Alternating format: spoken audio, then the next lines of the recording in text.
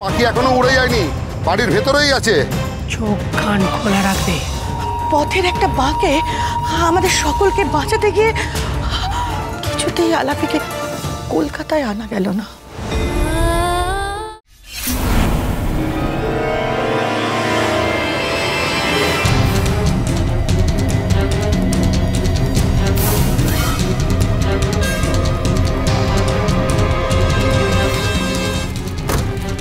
চিন্তা নেই গুরু, বাকি এখনো দাঁড়িয়ে আছে।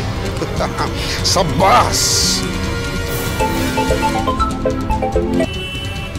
হ্যাঁ কর্তামা, কি হলো? কোনো খবর নেই কেন তোমার? আমরা অসিতাশ্রমের বাড়ির বাইরে আছি। ভালো খবর হলো পাখি এখনো উড়ে যায়নি, বাড়ির ভেতরেই আছে। চোখ কান খোলা রাখবে।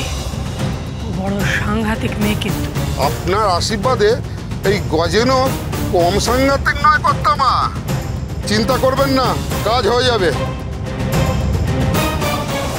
আজ তোমার শেষ দিন চিনি। কি জানো তো, আমি চাইনি আজই তোমার শেষ দিন হোক, কিন্তু তুমি নিজেই জোর করে ডেকে এনেছো সেই দিনটা।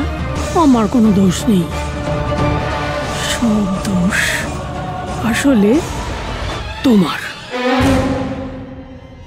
রাস্তায় ঘটল ভয়ানক এক দুর্ঘটনা। আমাদের গাড়িটা অদ্বৈতদাই চালাচ্ছিল। পথের একটা বাঁকে আমাদের সকলকে বাঁচাতে গিয়ে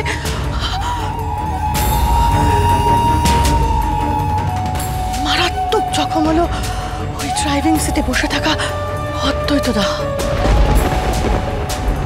ভয়ানক ইনজুরি।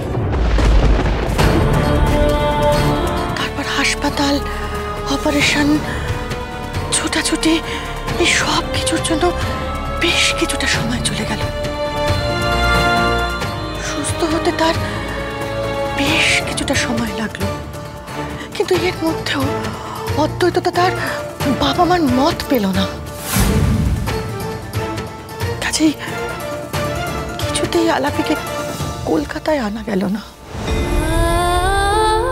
তারপর কিছুটা সুস্থ হয়ে অদ্বৈততা ঠিক করলো যে ভবানীনগরে গিয়ে আলাপিকে নিয়ে আসবে।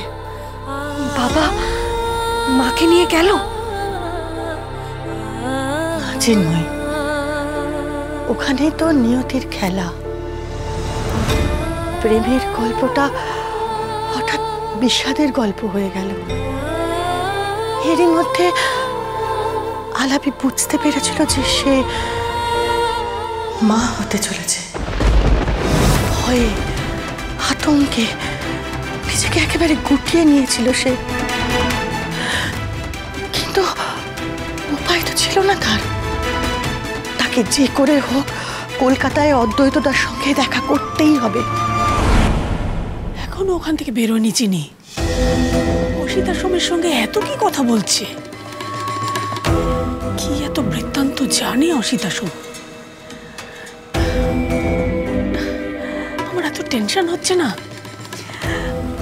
শরীরটা কেমন যেন। যাকে আমি এত চিন্তা করছি কেন?